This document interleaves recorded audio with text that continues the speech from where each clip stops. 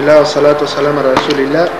En el nombre de Allah, clemente misericordioso, que la paz y las bendiciones sean con su profeta Muhammad sallallahu alaihi wasallam, quien es el último de los profetas y quien se esforzó durante toda su vida para hacernos llegar el mensaje. Empezamos a hablar en la charla pasada sobre las fuentes de la legislación islámica y mencionamos la primera, que era el Corán, ¿no es cierto? Dimos algunas pautas de qué es, o la definición de lo que es el Corán, y dimos también ejemplos de legislación que se extrae del Corán. Inshallah, ahora vamos a empezar con la segunda fuente, que es la Sunna. La Sunna, como definición, es todo dicho, acto que haya hecho el profeta sallallahu alaihi wasallam, que se haya relatado, que él haya dicho o que se haya relatado de él, así también como los permisos que dio. Todos los dichos,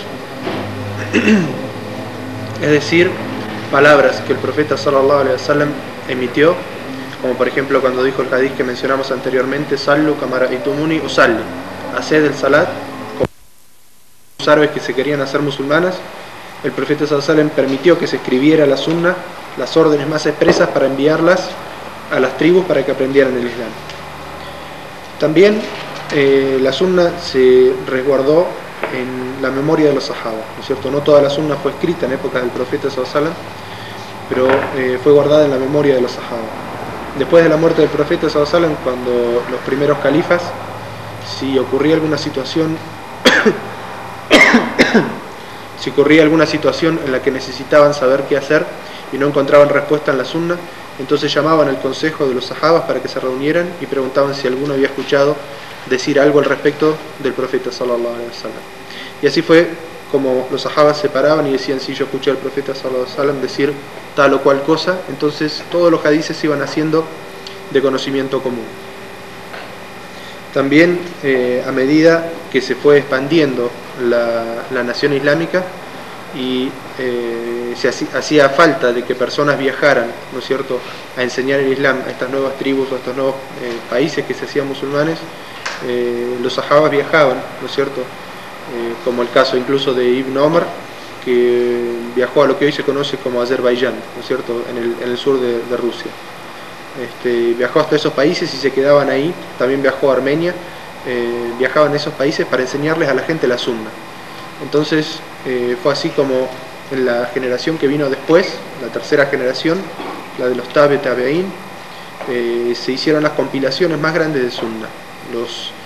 Estos sabios musulmanes, sabios del hadith, como el Bukhari, como Muslim, como Tirmidhi, como el Nasai y tantos otros, viajaban alrededor de toda la nación islámica recopilando hadith por hadith y estudiando la cadena de narraciones para saber si era una narración auténtica, y lo compilaron en los libros de sunna que nosotros tenemos hoy en nuestras manos, más conocidos, los 6 libros más conocidos, que se conoce como la Sahih as-Sitta, ¿no es cierto?, Kutub as-Sitta, los 6 libros de compilación de la sunna.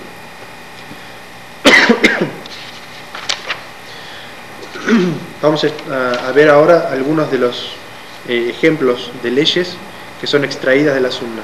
Nosotros dijimos, cuando hablamos del Corán, dimos como ejemplo la herencia, ¿no es cierto?, que el Corán estipuló exactamente qué parte de la herencia le corresponde a cada familiar. Sin embargo, no se menciona en el Corán un punto muy importante, y es qué pasa cuando hay familiares musulmanes y káfires dentro de una misma familia, ¿no es cierto? Entonces la sunna nos aclara a este respecto un hadith del profeta sallallahu alaihi wasallam que dice: la yaris al muslim al kafir o al kafir al muslim. Dice: no hereda el muslim de un no musulmán, ni un no musulmán hereda de un musulmán. Es decir, que la diferencia de religión es una imposibilidad para heredarse mutuamente. Un segundo ejemplo de leyes derivadas de la sunna, asimismo, como dijimos en el Corán, que la legislación es cortar la mano del que roba, no se estipula en el Corán cuál es la cantidad por la cual sí se puede aplicar esa ley, por lo cual se considera robo, y cuál es la suma por la cual no se considera, ¿no es cierto? Entonces el profeta sallallahu alaihi wasallam dijo en un hadith: la mano de un ladrón se puede cortar a partir del valor de un cuarto de dinar y más, ¿no es cierto? O sea que si una persona roba por una necesidad menos de un cuarto de dinar, se considera que esa persona ha robado por una necesidad imperiosa, ya sea la de comer o la de tomar, y no se considera que por esa cantidad se le puede aplicar esta pena, ¿no es cierto? Entonces la pena, el monto del robo tiene que ser superior a un cuarto de dinar. Acá terminamos con la explicación resumida de lo que es la sunna para esta ciencia, ¿no es cierto?, que es la de las bases o las fuentes de la legislación, y dimos dos ejemplos. La tercera fuente de la legislación es el ijma, ¿no es cierto? El ijma es el consenso de los sabios.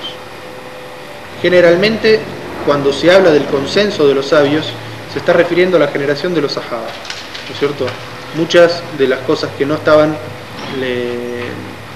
aclaradas en la época del profeta sallallahu alaihi wasallam, cuando murió el profeta, los sahabas tuvieron que enfrentar muchas situaciones nuevas, por lo cual hacían reuniones y sacaban como consenso una legislación referente a una situación en particular.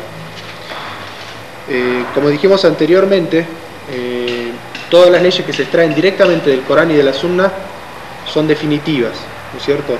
Es decir, que no se pueden cambiar según la época ni según el lugar.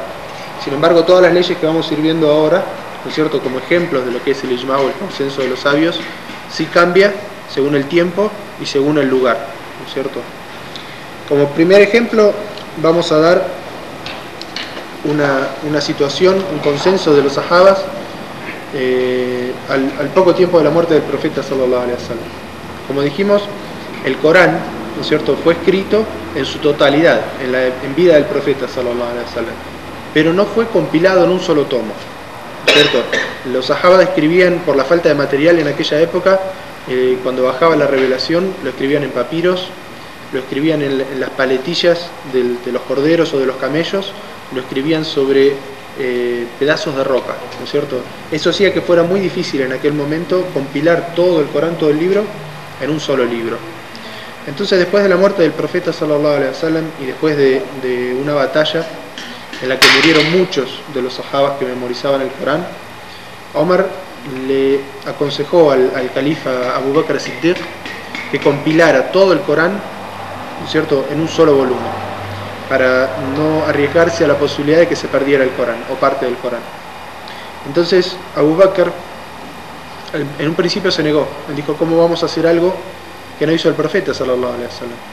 Sin embargo, después de un tiempo, después de consultar a Allah y después de que Omar le insistiera mucho sobre la necesidad de hacerlo, se dio cuenta que esto no infringía ningún principio que estuviera explicado en el Corán y en la Sunna, sino que por el contrario era una acción que se podía hacer para mantener el Corán, ¿no es cierto?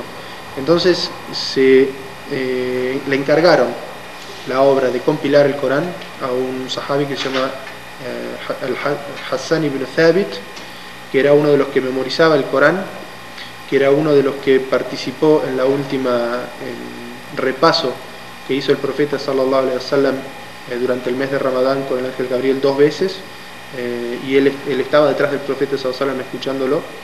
Entonces, como era uno de los grandes memorizadores, que el profeta había dicho que si alguien quería saber alguna ley fuera a preguntárselo a él, fue elegido para esta noble e importantísima tarea, y juntó en un periodo de aproximado de un año, juntó todo el Corán, ¿no es cierto? Compiló todo el Corán escribiéndolo en un libro. Entonces este es un ejemplo, ¿no es cierto?, de ijma, ¿no es cierto?, que tuvo lugar en la época del profeta sallallahu alaihi wasallam.